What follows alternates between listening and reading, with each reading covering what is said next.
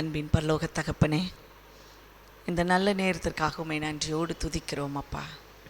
எங்கள் மத்தியிலே நீர் பிரசன்னமாகி இருக்கிறதற்காக உமக்கு ஸ்தோத்திரம் அப்பா. உம்மை நோக்கி நாங்கள் வேண்டுதல் செய்கிற பொழுதெல்லாம் எங்களுக்கு அருகிலே வருகிறவரப்பா. இவ்விதமாய் சீரை பெற்ற ஜனம் பாக்கியம் உள்ளது என்று சொல்லப்பட்டிருக்கிறதே. நாங்கள் எவ்வளவு பெரிய பாக்கியசாலிகள் அப்பா.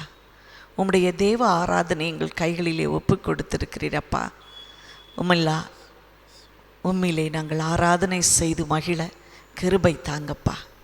எங்கள் ஆராதனையும் துதியும் ஸ்தோத்திரங்களும் கனமும் உமக்கு பிரியமாயிருக்கட்டும்.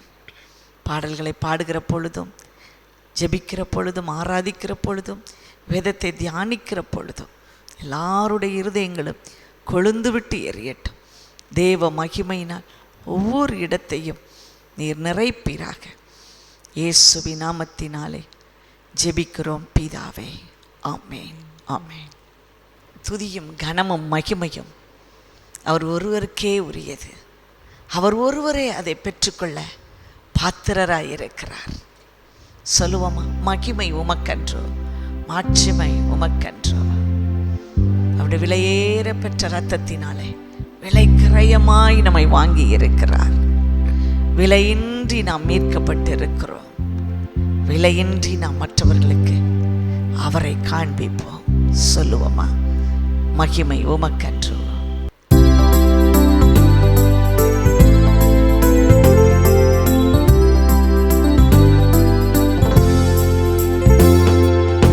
மகிமை உமக்கன்றோ, மாட்சிமை உமக்கன்றோ, மகிமை உமக்கன்றோ, மாட்சிமை உமக்கன்றோ, துதியும் புகழும் ஸ்தோத்திரமும் தூயவர் உமக்கன்றோ, துதியும் புகழும் ஸ்தோத்திரமும் தூயவர் உமக்கன்றோ.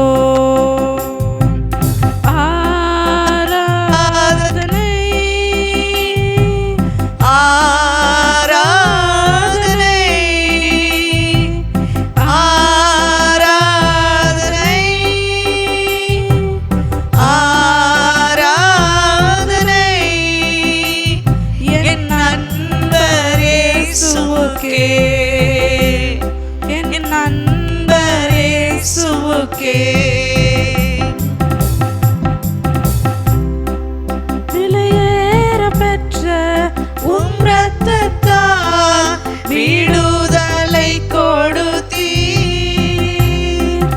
விலையேற பெற்ற உம் இரத்தத்தால் விடுதலை கொடுத்தீர். ராஜாக்களாக லேவியராக உமக்கென தெரிந்து கொண்டீர். ராஜாக்களாக லேவியராக உமக்கென தெரிந்து கொண்டீர். ஆராதனை. எல்லார் கைகளை உயர்த்தி சொல்லுவோம். ஆராதனை. நம்மை அர்ப்பணிக்கும் வண்ணமாய் ஆண்டவரிடத்தில் நம்மை அர்ப்பணிப்போமா? நம்முடைய ஆவி ஆத்மா சரீரம் அவருக்கு உரியது. நம்முடைய ஆவி ஆத்மா சரீரத்தினாலே அவரை நாமே ஆராதிப்போமா? என் நண்பர் இயேசுவுக்கே உம் வல்ல செயல்கள் மிகவும் பெரிய அதிசயமன்றோ. உம் வல்ல செயல்கள் மிகவும் பெரிய அதிசயமன்றோ. உம்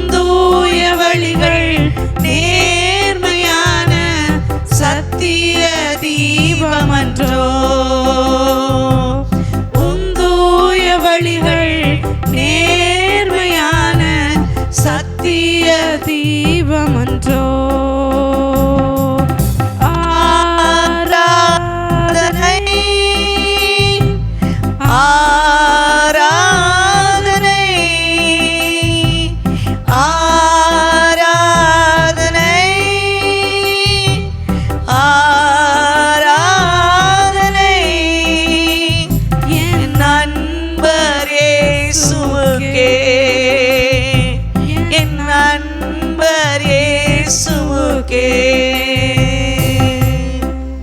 எல்லாரும் நம்ம அப்படியே ஆண்டவருக்கு ஒப்பு கொடுப்போமா? நம்மையே நாம் காணிக்கையாக்குவோம். அவர் நமக்காக சொந்த ரத்தத்தை கொடுத்து நம்மை மீட்டெடுத்தாரே. நமக்கு மாத்திரம் அல்ல, மற்றவர்களுக்கும் பிரயோஜனமான பாத்திரமாய் நம்மை மாற்றினாரே. அவருக்கு ஸ்தோத்திரம் செலுத்துவோமா? நம்மை கொண்டு பலரை ரட்சிக்கும்படியாக கர்த்தர் கிருபை செய்திருக்கிறாரே. அவருக்கு நன்றி சொல்லுவோம். அவருடைய செயல்கள் ஆராய்ந்து முடியாதது. அவருடைய யோசனைகள், அவர் யோசனையில் வல்லவராய் இருக்கிறவர். அவர் கிரகிக்க கூடாத அதிசயங்களை செய்கிறவர். செயலிலே மகத்துவமானவர். செங்கடலை பிளந்தவர், யோர்தானை பின்னிட்டு திரும்பச் செய்தவர். நம்முடைய வாழ்க்கையிலும் கர்த்தர் அவ்விதமான காரியங்களை செய்திருக்கிறாரே. நன்றி சொல்லுவோமா? நன்றி சொல்லுவோமா?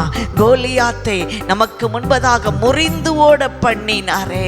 அல்லேலூயா. நம்முடைய சத்துருக்கள் மேலே நமக்கு ஒரு ஜெயத்தை கொடுத்தாரே. அவர்களுக்கு முன்பாக ஒரு பந்தியை ஆயத்தம் பண்ணி நம்முடைய தலையை எண்ணெயினால் அபிஷேகம் பண்ணினாரே. நம்முடைய பாத்திரம் நிரம்பி வழிய செய்தாரே. அவருக்கு நன்றி சொல்லுவோமா? அவருடைய மகத்துவமான செயல்களுக்காக நாம் நன்றி சொல்லுவோம். ஆராய்ந்து முடியாத, எண்ணி முடியாத அதிசயங்களுக்காக நாம் நன்றி சொல்லுவோம். நன்றி ஆண்டவரே. நாம் நன்றி சொல்ல சொல்ல நம்முடைய பழைய வெற்றியை நாம் நினைக்க புதியதான வெற்றியை நாம் பெற்றுக்கொள்ளுவோமே. புதியதான வெற்றியை நாம் சுதந்தரிக்க போகிறோம். நாம் அதை சுதந்தரிப்போம். நாம் எளிதாய் அதை சுதந்தரிப்போம். இப்படித்தான் காலேபும் யோசுவாவும் சொன்னார்களே.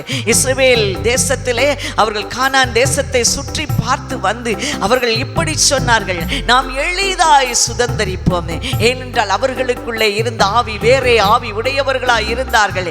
இன்றைக்கு நமக்குள்ளே பரிசுத்த ஆவியானவர் நிலை கொண்டிருக்கிறார். நமக்குள்ளே அவர் வாசம் செய்கிறார். நமக்குள்ளே வாசம் செய்கிறார். நமக்கு வழிகாட்டும் துணையாளராய் இருக்கிறவர். அவர் சொல்லுகிறார், நாம் எளிதாய் போய் சுதந்தரிப்போமே, எளிதாய் போய் அதை கட்டிக்கொள்ளுவோம் என்று சொல்லுகிறார். தேங்க்யூ லார்ட் ஆண்டவர். ஏனென்றால் இவ்விதமான காரியங்கள் நம்ம வாழ்க்கையில ஏற்கனவே அவர் செய்திருக்கிறார். இப்பொழுதும் அவருக்கு செய்வது அவருக்கு லேசான காரியம். நம் ஆண்டவருக்கு நம்மை முழுமையாய் அர்ப்பணிப்போம். நன்றி செலுத்துவோம். நன்றி நிறைந்த இருதயத்தோடு இருப்போம்.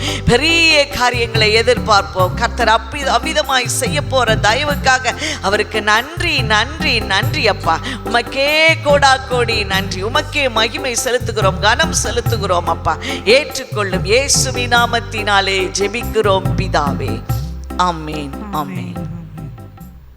ஹல்லேலூயா. கர்த்தருடைய பரிசுத்த நாமத்திற்கு ஸ்தோத்திரம் உண்டாவதாக.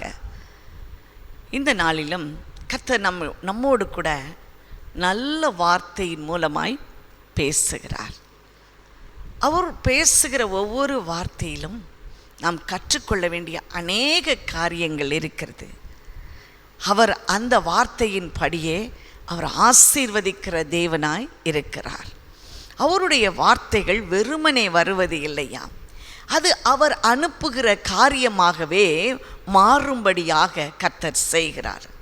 எடுத்துக்கொள்ளுவோமா? 1 கொரிந்தியர் 9ஆம் அதிகாரம் 10ஆம் வசனம். விதைக்கிறவனுக்கு விதையையும் புசிக்கிறவனுக்கு ஆகாரத்தையும் அளிக்கிறவர் உங்களுக்கு விதையை அளித்து அதை பெருக பண்ணி உங்கள் நீதியின் விளைச்சலை வர்த்திக்க பண்ணுவார். விதைக்கிறவனுக்கு விதையை, புசிக்கிறதற்கு ஆகாரத்தை கொடுக்கிறவர் உங்களுக்கு விதையை அளித்து அதை பெருக பண்ணி உங்கள் நீதியின் விளைச்சலை வர்த்திக்க பண்ணுவார். யார் விதைக்கிறதுக்கு விதையை கொடுக்கிறாராம்? விதைக்கிற ஆண்டவர், தேவனாகிய கர்த்தர். தேவனாகிய கர்த்தர் நமக்கு விதையை அளிக்கிறவராய் இருக்கிறார்.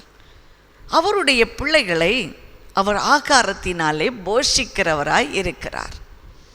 இஸ்ரவேல் ஜனங்கள் அவர்கள் சாப்பிட ஒன்றுமில்லாத பொழுது வானத்திலிருந்து அவர்களுக்கு மன்னாவை 40 வருடங்கள் கொடுத்தவர். விதையை கொடுத்து அது ஆகாரமாய் உட்கொள்ளும்படியாக செய்த நம்முடைய பிதாவாகிய தேவன் இன்றைக்கு தேவ பிள்ளைகளுக்கும் அவ்விதமாகவே அவர் தம்முடைய ஆகாரத்தை கொடுத்திருக்கிறார். அன்றைக்கு அவர்கள் சாப்பிட்டு அவர்கள் திருப்தி அடைந்தார்கள். அந்தந்த நாளிலே அவர்கள் சேர்த்து கொள்ளுகிற மன்னாவை கொண்டு வந்து அவர்கள் சாப்பிட்டு திருப்தியாக இருந்தார்கள். ஆனாலும் கூட அவர்கள் முறுமுறுத்தார்களாம். ஆனால் இன்றைக்கு ஆண்டவர் தம்முடைய ஜனங்களுக்கு விதையை கொடுத்து, நான் ஆகாரத்தை உங்களுக்கு கொடுத்து அதை பெருக பண்ணி இருக்கிறேன், உங்களை நீதியின் விளைச்சலினாலே நான் வர்த்திக்க பண்ணுவேன் என்று சொல்லி அவர் வாக்கு தத்தம் கொடுக்கிறார். அவர் இப்படி செய்வதற்கு என்ன வந்தது? நம்மேல் வைத்த கிருபை, தேவ கிருபையினாலே அவர் நமக்கு விதையை கொடுத்து ஆகாரத்தை கொடுத்திருக்கிறார். எல்லா விதையையும் நாம் உட்கொள்ள முடியாது, எல்லா விதையையும் நாம் உட்கொள்ள முடியாது. ஏனென்றால் சில விதைகள் அது விஷமாயிருக்கும், சில செடிகள் விஷ செடிகளாக இருக்கும். ஆனால் ஆண்டவர் இன்றைக்கு சொல்லுகிறார், நான் நல்ல விதையை உங்களுக்கு கொடுக்கிறேன், பெஸ்ட் சீடு. சில வேளைகளிலே நாங்கள் கிராமங்களுக்கு ஊழியம் செய்ய போகும் பொழுது அங்கே அவர்களால் அதிகமாய் ஒன்றும் எங்களுக்கு கொடுக்க முடியாது. ஆனால் அவர்கள் தங்களுடைய அன்பை கொடுப்பார்கள். எப்படி தங்களுடைய அன்பை வெளிப்படுத்துவார்கள் தெரியுமா?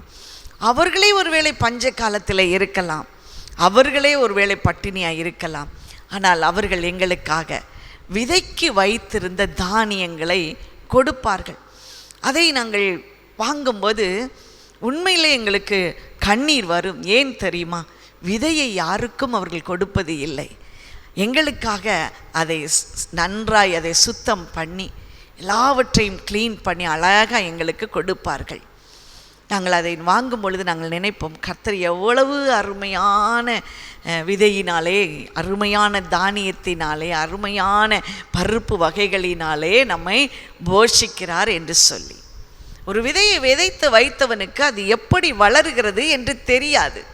ஆனால் ஆண்டவர் சொல்லுகிறார், உங்கள் விதையை நான் பெருக பண்ணுவேன் என்று சொல்லுகிறார். ஏசாயா 55:10 சொல்லுகிறது, மாரியும் உறைந்த மழையும் வானத்திலிருந்து இறங்கி அவ்விடத்துக்கு திரும்பாமல் பூமியை நனைத்து அதில் முளை கிளம்பி விளையும்படி செய்து விதைக்கிறவனுக்கு விதையையும் புசிக்கிறவனுக்கு ஆகாரத்தையும் கொடுக்கிறது. அது எப்படி இறங்குகிறதா? மழையையும் வானத்திலிருந்து இறங்கி அவ்விடத்திற்கு திரும்பாமல் பூமியை நனைத்து, மழை மேலே இருந்து இறங்கி பூமியை நனைத்து அங்கே இருக்கிற விதையை அது ஆகாரமாய் நமக்கு மாற்றி கொடுக்கிறது என்று கர்த்தர் சொல்லுகிறார். தேவ ஜனங்கள் இவ்விதமாக விதைகளை பெற்றிருக்கிறார்கள். ஆகாரத்திற்கென்று விதைகளை அவர்கள் பெற்றிருக்கிறார்கள். தேவ ஜனங்கள் நின் ஆசீர்வாதம் என்ன? லேவியராகமம் 26:4-5 சொல்லப்பட்டிருக்கிறது, நான் ஏற்ற காலத்திலே உங்களுக்கு மழையை பெய்ய பண்ணுவேன், பூமி தன் பலனையும் வெளியில் உள்ள மரங்கள் தங்கள் கனிகளையும் கொடுக்கும்.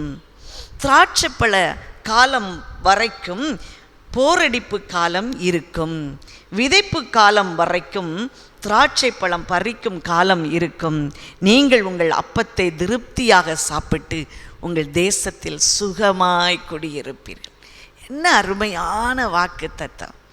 உங்கள் அறுப்பு காலம் வரைக்கும் திராட்சைப்பழம் காலம் இருக்கும், திராட்சைப்பழம் காலம் இருக்கும் வரைக்கும் உங்கள் அறுப்பு காலம் இருக்கும் என்று சொல்லப்பட்டிருக்கிறார். அப்படி என்றால் என்ன? எல்லாம் எல்லா காலங்களிலும் கிடைக்கும்படியாக கர்த்தர் நேர்த்தியாய் செய்கிறவர். ஆகவே தான் அவர் சொல்லுகிறார், விதைக்கிறவனுக்கு விதையை கொடுத்து ஆகாரத்திற்கு ஏற்றதை கொடுத்து நான் உங்களிலே விதையை பெருக பண்ணுவேன், நீதியின் விளைச்சலினாலே உங்களை வர்த்திக்க பண்ணுவேன் என்று சொல்லி இருக்கிறார். இப்படி அந்தந்த காலத்திலே மாத்திரமல்ல, நமக்கு வருஷம் முழுவதும் நன்மைகளை கொடுப்பேன், ஆகாரத்தை கொடுப்பேன் என்று சொல்லி இருக்கிறார் அல்லவா? இந்த வார்த்தையில் என்ன அடங்கி இருக்கிறது? அவருக்கு நாம் நன்றி செலுத்த, அவருக்கு நாம் நன்றியை கொடுக்க வேண்டும். அவருக்கு நாம் நன்றி அறிதலை கொடுக்க வேண்டும். 1 கொரிந்தியர் 9:10 சொல்கிறது, விதைக்கிறவனுக்கு விதையையும் புசிக்கிறவனுக்கு ஆகாரத்தையும் அளிக்கிறவர் உங்களுக்கு விதையை அளித்து அதை பெருக பண்ணுவார், நீதியின் விளைச்சலினால் உங்களை வர்த்திக்க பண்ணுவார். இப்படி நமக்கு கொடுக்கிறவருக்கு நாம் என்ன கொடுக்க வேண்டுமாம்? முதலாவதாக அவருக்கு நன்றியை கொடுக்க வேண்டும். நன்றியை கொடுக்க வேண்டும். இது யாருக்கு கொடுக்க வேண்டும்? அவருக்கே நன்றியை கொடுக்க வேண்டும். விதைக்கிறவருக்கு நன்றியை கொடுக்க வேண்டும். அது எப்படி முளைக்கிறது என்று நாம் அறியாதிருக்கும் பொழுதும் அந்த விளைச்சலை பெருக பண்ணுகிறவருக்கு நாம் நன்றி செலுத்த வேண்டுமாம். ஆண்டவர் லேவியராகமம் 23ஆம் அதிகாரம் 10ஆம் வசனத்திலே சொல்லியிருக்கிறார், நான் உங்களுக்கு கொடுக்கும் தேசத்திலே நீங்கள் போய் சேர்ந்து அதன் வெள்ளாமையை அறுக்கும் பொழுது உங்கள் அறுப்பின் முதல் பலனாகிய ஒரு கதிர்க்கட்டை ஆசாரியனிடத்தில் கொண்டு வர கடவர்கள். உங்களுக்காக அது அங்கீகரிக்கப்படும்படி ஆசாரியன் அந்த கதிர்க்கட்டை ஓய்வு நாளுக்கு மறுநாளிலே கர்த்தருடைய சந்நிதியிலே அசைவாட்ட வேண்டும். முதல் கதிர்க்கட்டை கொண்டு வந்து தேவனுக்கு நன்றி செலுத்தும்படியாக அவருடைய சமூகத்திலே கொண்டு வர வேண்டும். அதை தேவனுக்கு முன்பாக ஊழியம் செய்கிற ஆசாரியர்கள் அதை கொண்டு வந்து அதை அசைவாட்டுவார்கள். ஆண்டவருக்கென்று அசைவாட்டுகிற பலியாக அவர் அசைவாட்டுவார்களாம். பாருங்கள், அவர் ஆகாரம் என்னும் ஆதரவு கோலை முறிக்காதவர். ஆகாரம் என்னும் ஆதரவுக்கு பேசிக் நீடு, அதுதான் அடிப்படையான காரியம். ஒரு மனித வாழ்க்கைக்கு, உலக வாழ்க்கைக்கு நமக்கு மிகவும் அவசியமான காரியம் என்னவென்றால் அதுதான் ஆகாரம். இப்படிப்பட்ட ஆகாரத்தை அவர் நமக்கு என்றைக்கும் கொடுத்திருக்கிறார். நம்மை பசியினால் அவர் வருந்த விடாராம். நம்மை பசியினால் அவர் வருந்த விடார். ஆகவே அவருக்கு நாம் நன்றி செலுத்தும்படியாக நாம் அழைக்கப்பட்டிருக்கிறோம். நன்றியை நாம் கொடுக்க வேண்டும். அவருக்கு நாம் செலுத்துவது நன்றி பலிகள். பாருங்கள், தேவ கிருபையினால் விதை முளைக்கிறது அல்லவா? லேவியராகமம் 25:11-12 சொல்லுகிறது, அந்த 50ஆம் வருஷம் உங்களுக்கு யூபிலி வருஷமாய் இருக்கட்டும். அதிலே விதைக்காமலும் தானாய் விளைந்து பயிராகிறதை அறுக்காமலும் கிளை கழிக்காமல் விடப்பட்ட திராட்சை செடியின் பழங்களை சேர்க்காமலும் இருப்பீர்கள். அது யூபிலி வருஷம். அது உங்களுக்கு பரிசுத்தமாய் இருக்க வேண்டும். அந்த வருஷத்தில் வயல்வெளியில் விளைந்தவைகளை நீங்கள் புசிக்க வேண்டும். என்ன அருமையான ஒரு கான்செப்ட் பாருங்கள். 50 வருஷத்தில் 50ஆவது வருஷத்தில் நீங்கள் எந்த விதையும் விதைக்க வேண்டாம். எந்த திராட்சை பழத்தையும் நீங்கள் எந்த கொடியையும் நீங்கள் நாட்ட வேண்டாம். நீங்கள் என்ன செய்ய வேண்டாம்? கிளை கழிக்காமல் விடப்பட்ட திராட்சை செடியின் பழங்களை சேர்க்காமலும் நீங்கள் இருங்கள். ஏன் தெரியுமா? அன்றைக்கு அந்த வருஷம் எந்த விதைப்பும் இல்லாமல், எந்த இதுவும் இல்லாமல் உங்களுக்கு அது கனிகள் கொடுக்கும், அது விதையை கொடுக்கும், அது ஆகாரத்தை கொடுக்கும். 50 வருடத்திலே நீங்கள் ஓய்ந்திருந்து அதை புசிப்பீர்கள். இதுதான் சொல்லப்பட்டிருக்கிறது. பாருங்கள், இது யாரால சாத்தியமாகும்? நம்முடைய கையின் பிரயாசங்களினால் அல்ல, கர்த்தரே அதை செய்ய போகிறார். ஆகாரத்தை கொடுக்க அவருக்கு தெரியும். விதையை விதைக்காமலே ஆகாரத்தை கொடுக்க தெரியும். திராட்சை பழங்களை நாம் நாட்டாமலே, அதன் செடிகளை நாட்டாமலே அவருக்கு அதனுடைய பலனை நமக்கு கொடுக்க தெரியும். அவர் இப்பொழுது நமக்கு சொல்லுகிறார், நான் உங்களை நீதியின் விளைச்சலினாலே நான் உங்களை வர்த்திக்க பண்ணுவேன் என்று சொல்லுகிறார். ஆகவே எப்படி ஆகாரம் கொடுக்கிறவரை, நம்முடைய தேவைகளை சந்திக்கிறவருக்கு நாம் நன்றி கொடுக்க வேண்டும், நன்றியை செலுத்த வேண்டும். நாம் நன்றியை செலுத்த வேண்டும். ரெண்டாவதாக, நாம் எதற்காக நம்மை இப்படி பெருக பண்ணுகிறார் பாருங்கள். அவர் நமக்கு உதாரத்துவமாக கொடுப்பதற்காக நம்மை பெருக பண்ணுகிறார். முதலாவதாக நன்றி செலுத்துவதற்காக, இறைவனுக்கு நன்றி செலுத்துவதற்காக, கர்த்தருக்கு நன்றி செலுத்துவதற்காக நம்மை பெருக பண்ணுகிறவர். இரண்டாவதாக உதாரத்துவமாக கொடுப்பதற்காக, கிரேஸ்ஃபுல் கிவிங். நம்ம எப்படி கொடுக்க வேண்டுமாம்? உதாரத்துவமாக கொடுக்க வேண்டும். பின்பக்கம் திரும்பி பார்க்காமல் கொடுக்க வேண்டும். நீயோ தர்மம் செய்யும் பொழுது உன் வலது கை கொடுப்பதை உன் இடது கை அறியாமல் இருக்கட்டும் என்று சொல்லி இருக்கிறார். உதாரத்துவமாக நாம் கொடுக்க வேண்டும். ஆண்டவர் தான் நம்முடைய வேதத்திலே அவர் இப்படித்தான் கற்றுக் கொடுக்கிறார். லேவியராகமம் 23ஆம் அதிகாரம் 22ஆம் வசனத்திலே நாம் வாசிக்கும் பொழுது, உங்கள் தேசத்தின் வெள்ளாமையை நீங்கள் அறுக்காமலும் வயலின் ஓரத்தில் இருக்கிறதை முற்றிலும் அறுக்காமலும் சிந்தி கிடக்கிற கதிர்களை பொறுக்காமலும் எளியவனுக்கும் பரதேசிக்கும் அவைகளை விட்டுவிட வேண்டும். வாரி இறைத்தான், ஏழைகளுக்கு கொடுத்தான், அவன் சந்ததி என்றென்றைக்கும் அது பாக்கியமுள்ளதாயிருக்கும். வாரி இறைத்தான், ஏழைகளுக்கு கொடுத்தான், உதாரத்துவமாக கொடுக்க வேண்டும். நீங்கள் இவைகளெல்லாம் செய்யாமல் விட்டு விடுங்கள். ஏன் தெரியுமா? வயலின் ஓரத்தில் இருக்கிறதையெல்லாம் யாருக்காக விட்டு விட வேண்டுமா? எளியவனுக்கும் பரதேசிக்கும் அவைகளை விட்டுவிட வேண்டும். 50வது வருஷத்திலே நீங்கள் ஒன்றும் செய்யாமல் உங்களுக்கென்று அதை சேர்த்து கொள்ளுங்கள் என்று சொன்னவர் பாருங்கள். லேவியராகமம் 25ஆம் அதிகாரம் 4 7 வரைக்கும் வாசிக்கும் பொழுது, 7ஆம் வருஷத்திலோ கர்த்தருக்கென்று ஓய்ந்திருக்கும் ஓய்வு தேசத்திற்கு இருக்க வேண்டும். அதில் உன் வயலை விதைக்காமலும் உன் திராட்சை தோட்டத்தை கிளை கழிக்காமலும் தானாய் விளைந்து பயிராகிறதை அறுக்காமலும் கிளை கழிக்காத விடப்பட்ட திராட்சை செடியின் பழங்களை சேர்க்காமலும் இருப்பாயாக. அது தேசத்திற்கு ஓய்வு வருஷமாய் இருக்க கடவுது. தேசத்திற்கு ஒரு ஓய்வு வருஷம். அதில் என்ன செய்யணுமா? அந்த தேசத்தின் ஓய்விலை பயிராகிறது உங்களுக்கு ஆகாரமாய் இருப்பதாக. உன் வேலைக்காரனுக்கும் உன் வேலைக்காரிக்கும் உன் கூலிக்காரனுக்கும் உன்னிடத்தில் தங்குகிற அந்நியனுக்கும் உன்னுடைய நாட்டு மிருகங்களுக்கும் உன் தேசத்தில் உள்ள காட்டு மிருகங்களுக்கும் அது ஆகாரமாய் இருக்க கடவுது. மலையில் இருக்கிறவங்கெல்லாம் பாருங்கள், அங்கே மலையின் கீழ் பகுதியில் நிறைய பயிரெல்லாம் வைத்திருப்பார்கள். அந்த பயிர்களை வைக்கும் பொழுது நாம் நினைப்போம் நல்ல தண்ணீர் ஓடி அழகாய் செழிப்பாக இருக்கும் என்று சொல்லி. ஆனால் பாருங்கள், அங்கே அவர்களுக்கு காணப்படுகிற ஒரு மிகுந்த உபத்திரவமான ஒரு காரியம் என்ன என்றால், காட்டு பன்றிகள் வந்து அதை மேய்ந்து போடும். இல்லாவிட்டால் காட்டு யானைகள் வந்து அப்படியாக எல்லாவற்றையும் மிதித்து போட்டு விடும். பாருங்கள், ஒன்றுக்கும் உதவாமல் செய்துவிடும். ஆனால் ஆண்டவர் சொல்லுகிறார், இந்த 7வது வருஷம் அவர்களுக்காகவே விடப்பட வேண்டும், அவர்களுக்கு அது ஆகாரமாய் இருக்க வேண்டும். அப்படி என்று சொன்னால் நீங்கள் உதாரத்துவமாய் உங்களுடைய மனப்பூர்வமாய் அதை கொடுக்க வேண்டும். ஒவ்வொரு 7 வருடத்திலும் அது கொடுக்கப்படுகிற அந்த விளைச்சல் மற்றவர்களுக்காக கொடுக்கப்படுகிறது. ஒவ்வொரு 50வது வருஷத்திலும் அது உங்களுக்கானதாய் இருக்க வேண்டும் என்று ஆண்டவர் நமக்கு கற்றுக் கொடுக்கிறார். இந்த காரியத்தை தான் நம் போவாஸ் ரூத்துடைய சம்பவத்திலே நாம் பார்க்க முடியும். ரூத்தின் புத்தகம் 2ஆம் அதிகாரம் 15-16 போவாஸ் இப்படியாக சொல்லுவதை நாம் பார்க்கிறோம். ரூத் கதிர்களை பொறுக்கி கொள்ள எழுந்த பொழுது போவாஸ் தன் வேலைக்காரரை நோக்கி, அவள் அரிக்கட்டுகள் நடுவே பொறுக்கி கொள்ளட்டும், அவளை ஈனம் பண்ண வேண்டாம், அவள் பொறுக்கி கொள்ளும்படிக்கு அவளுக்காக அரிகளிலே சிலதை சிந்த விடுங்கள், அவளை அதட்டாதிருங்கள் என்று சொன்னார். பற்றீர்களா? அவளை அதட்டாதிருங்க, அரிக்கட்டுகளே சிலரே சிந்துவதை அவள் பொறுக்கி கொள்ளட்டும், சிந்துவதை அவள் பொறுக்கி கொள்ளட்டும். இதில் பாருங்கள், எவ்வளவு ஒரு இந்த வசனத்திலே ஒரு ஆவிக்குரிய அர்த்தமும் இருக்கிறது.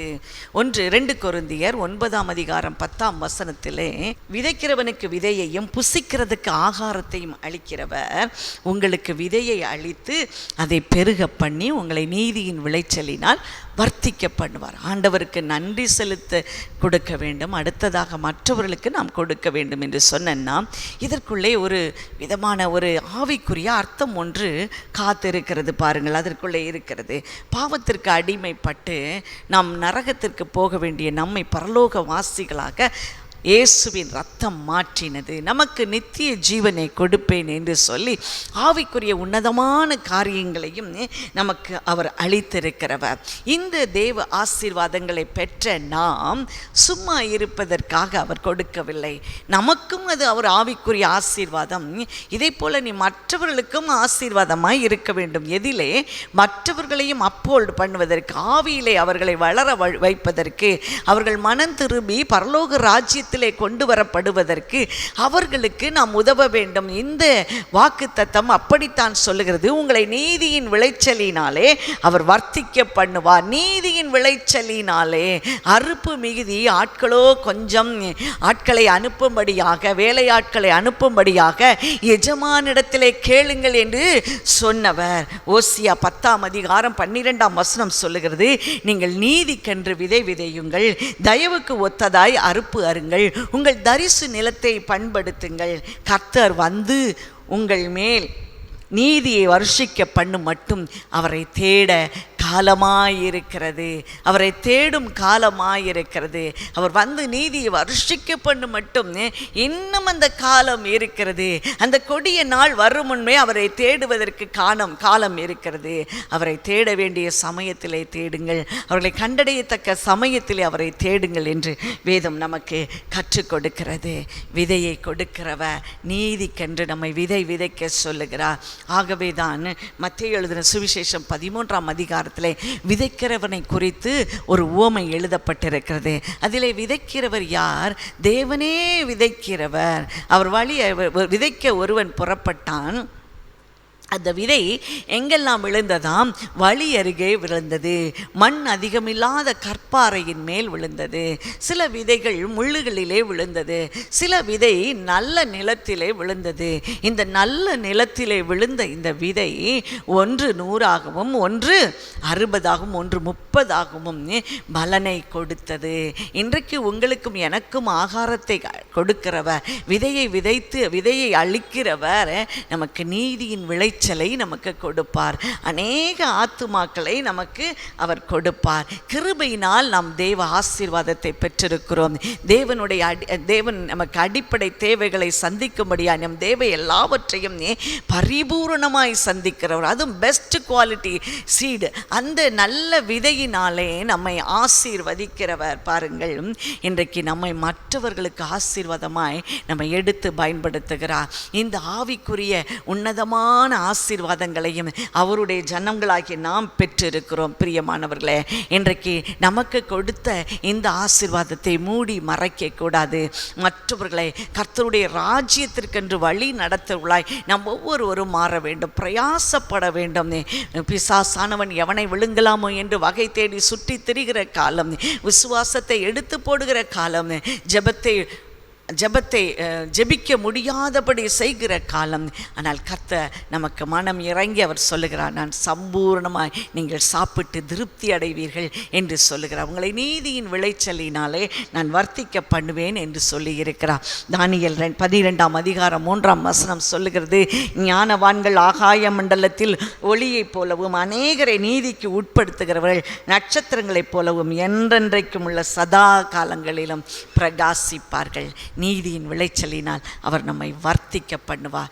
இந்த ஆண்டு, இந்த மாதம், இந்த நாள் நமக்கு ஒரு நல்ல நாளாய் மற்றவர்களுக்கு ஆசீர்வாதத்தை பகிர்ந்தளிக்கிறதாக நம்மை அவர்களுக்கு பிரயோஜனம் உள்ளவர்களாக கர்த்தர் மாற்றுகிறார். அவ்விதமான ஆவிக்குரிய காரியங்களை அவர்கள் ஆவிக்குரிய வாழ்க்கை வாழும்படியாக அவர்களை நாம் உசாவ வேண்டும், அவர்களுக்கு நாம் உதவ வேண்டும் என்று சொல்லியே அவர் விரும்புகிறார். இன்றைக்கு அவர் விதைக்கிறவனுக்கு விதையையும் ஆகாரத்தையும் அளித்து இவைகளெல்லாம் பெருக பண்ணி நீதியின் விளைச்சலினால் நம்மை கட்டாயம் வர்த்திக்க பண்ணுவார். கர்த்தர் இந்த வார்த்தையின் மூலமாய் உங்களோடு இடைப்பட்டு இருக்கிறார். நாம் என்ன செய்து கொண்டிருக்கிறோம்? இதோ கதிர்கள் முற்றி இருக்கிறது, கதிர்கள் முற்றி இருக்கிறது, அறுப்பு காலம் வந்திருக்கிறது. வேலையாட்களாக நீங்களும் நானும் செல்ல ஆயத்தமாக இருக்க வேண்டும் அல்லவா? நீங்கள் ஆயத்தமாக இருக்கிறீர்களா? கர்த்தர் இன்றைக்கு அறைகூவல் விடுக்கிறார். கர்த்தருடைய சமூகத்தில் நம்மை ஒப்பு கொடுப்போமா?